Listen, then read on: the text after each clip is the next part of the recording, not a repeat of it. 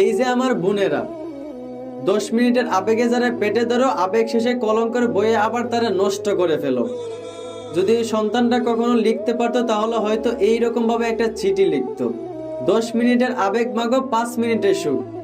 কে গো তুমি মা, দেখতে দিলে না আমায় এই দুনিয়ার মুখ। জোর করে তো আর আসিনি মাগো তোমার শরীরে আমি।